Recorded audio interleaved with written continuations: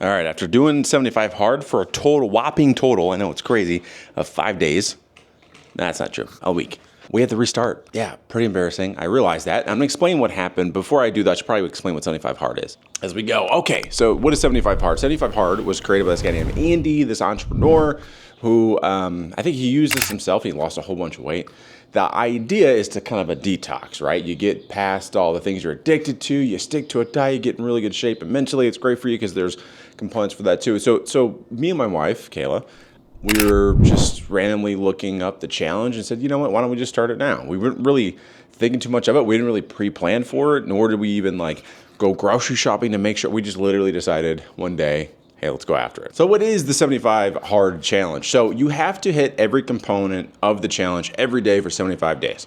And the things you have to do, I'll probably start with the most difficult stuff first, is you have to work out twice a day for 45 minutes, one of which has to be outside. For us sometimes, because it's Arizona, it's super hot. It's a little, difficult sometimes. I will say though that sometimes we'll just work out with the garage door open and we'll act like it counts. Don't tell anybody. The other parts of it is you have to read 10 pages a day, and they have to be nonfiction books and a physical copy of a book. You can't be out here listening to audiobooks. I'm presuming because of the fact that like you can multitask while you're listening to audiobooks, and sometimes for me anyway, I'll listen to an audiobook and halfway through I realize like I have no idea what the hell they just said, and so I gotta go back anyway and listen to it. So anyway, I'm assuming that's why. And so no, I'm sorry, you can't read A Court of Thorn and Roses or Twilight for it to count, or what's the other one that? Fourth Wing, there you go. Any of those books, you can't read those. You have to read something nonfiction. I started reading Traction, which is really good. And then you also need to drink a gallon of water every day. So 2 of these for me. Kayla doesn't drink a whole gallon because she's small. She doesn't need a whole gallon. And actually, scratch that. She probably does need a gallon. Regardless, she drinks a lot of water anyway. And then you have to also take a progress picture every single day. And the last part of it is, and this is the part that got me, which is stick to a diet. So sticking to a diet just means you pick a diet and you stick with it. Pretty simple, right? Kayla, my wife, decided she was going to have a well-balanced meal, and that's what she was going to do for the 75 days. I decided, you know what? I'm going low carb.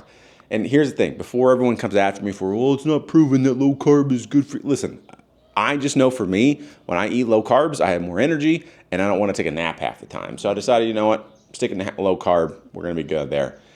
Everything was going fine except for Mother's Day 2024 on this fateful day when we went to a family outing and I screwed up, which then took my wife down with me because she's a ride or die, and she was like, well, if you're going to fail, we are going to fail. All right, so what the hell happened on Mother's Day that made me decide to throw it all away? The whole week of hard work, dedication, throw it all away. It was hot dogs. I don't know what it is, but I have a weakness for hot dogs. Our family made we were barbecuing for Mother's Day, a bunch of hot dogs, and I'm like, I feel like it's un-American, personally. I don't know how you feel about it. I feel like it's un-American to eat a hot dog without a bun. It just didn't feel right. So anyway, I ate hot dogs, and then because I ate the hot dog, I was like, well, I might as well have a beer. Because I had a beer, now guess what? Everything was thrown out the window. I had to restart the whole thing now, all because of a couple hot dogs and a beer. There's a lot of lessons that I learned along the way. I want to share them with you as well. Things I'm going to do to make sure that it doesn't happen again, because we are restarting, as you can tell. I'm squeezing in this video while I'm working out, because obviously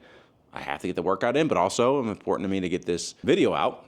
But anyway, wanted to cover the things that we learned so far in doing the challenge, and some things we're going to, now that we have to restart, some things we're going to make sure we do ahead of time. Also, side note, I don't know if you can see this. We live in this weird area where apparently we got an address that's very similar to ours. And I walked out of my house this morning realizing there's a whole ass couch on my front lawn. That's not mine. I'm a good Samaritan, and I'm gonna make sure that they get it back. But there's a small part of me that's like, well, it was delivered here, and who doesn't want a new couch? And we have officially finished workout number 1. That's what the whole gym workout was about. But now we're on gym workout number 2, which is a nice walk outside. Say hello. Where are you? Why are you so short? Hello. And then sweet baby Mila. Mila. Say hi. Hi. All right.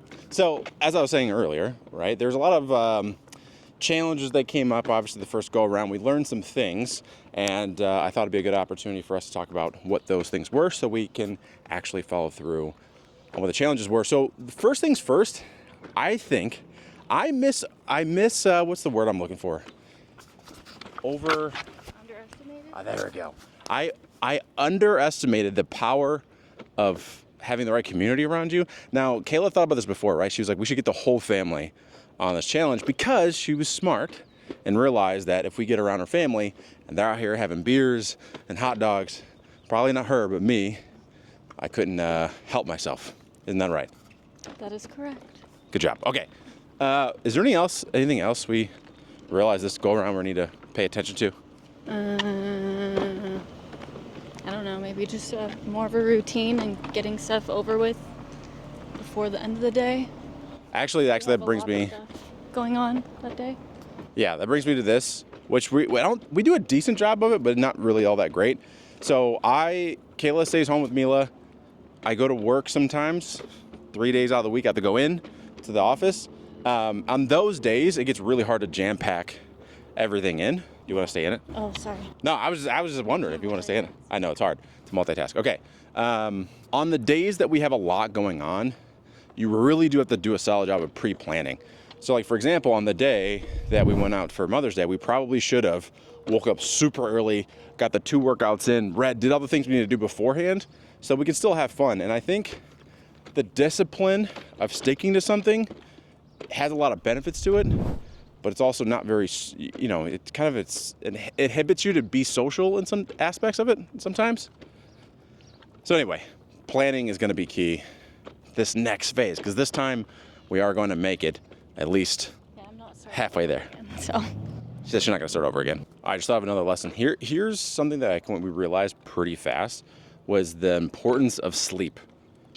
We have the Whoop that we use to track, obviously, our recovery and our workouts, stuff like that. And every single day has either been red or in the yellow, which yellow is not really that great. The green is good. And it's been really low, arguably because we're not getting enough sleep. Probably because we have a 5-month-old. More so for her. She has to do all the hard work and actually sleeping in. You mean waking up? I meant waking up early. That was a cute dog. Anyway, yes. She has to do all the hard work at actually waking up with Mila, stuff like that. Obviously, our recovery has been really, really low, which means, again, one of the lessons going in is we have to get our stuff in a lot sooner. So that way we can actually make sure we get to bed at a decent hour, because otherwise it gets really hard to kind of keep up with the workouts, because 2-a-days are tough. On a side note, let's talk about all the great things that come with doing something like this. One is, right out the gate, is actually working out together as a wonderful family. Say you love me. Love you. Isn't that nice? No, for real though. So we get to go on these walks together as a family, and we see cool stuff like this. It's a little library this family has. Come in, drop some books off. What else can you think of reasons why we are restarting? Even though we could easily, right now, I'm going to tempt you a little bit. We already failed. We could, if we really wanted to, well, let's stop for a second. We could, if we wanted to, just decide it's it. Never do this challenge again, but we're restarting. Why? Who does that? That's lame. Exactly. It's lame. All right, so... I want to be able to say that I did it, not that I quit. Exactly. But I think the other parts of this, too, that are nice about the challenge is, I will say, working out twice a day, I did see some results, even after, like, a week. We both got stronger. Kayla can do more pull-ups than she could before she started. One. She could do 1. She used to be able to do none. That's an improvement. Well, before I got pregnant, though, I could do, like, 12. Now I could do none when I got pregnant. Yes. I'm realizing that they probably can't hear you when I'm doing this. That's okay. Anyway, so at some point, because we're doing these 2 days, we actually are getting more fit. I feel like the low intensity exercises of walking every single day has been great. We're getting the workouts in. Yes, we could use a little bit more sleep. But I will say, too, that reading 10 pages, now granted, Kayla and I do read a good amount, even before the challenge. It just makes it even more important. Now, Kayla has been reading a bunch of smut stuff. We don't need to tell people that. So the Akatars of the world, the fourth wing, all that stuff, that's not allowed in the challenge. She's been forced to go back to reading nonfiction, which she did in the past, but now she's back to it. So anyway, that's been great. So just, I think having, this kind of reminds me of like the Jocko Willink discipline equals freedom thing. Because we have to jam pack so many things in a day, we have to be a lot more disciplined. But as a result of that, we actually get like way more freedom. I feel like we're in better shape than we have been, even with just 1 week. We have to be more disciplined about what we eat, so that way we feel better about waking up. Like I forgot what it's like to not drink for this long, which is nice. No beer means no hangover. No hangover means lots of energy. More energy means more productivity. List goes on and on. So, will we achieve the 75 hard challenge this time? Yes. The answer is yes.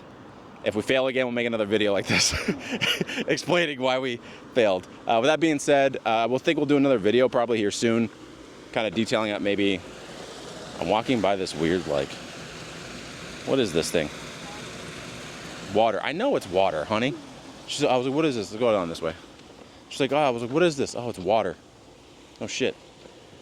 Anyway, what was I saying? Anyway, if we fail again, we'll do another video like this explaining why we failed to hold ourselves accountable.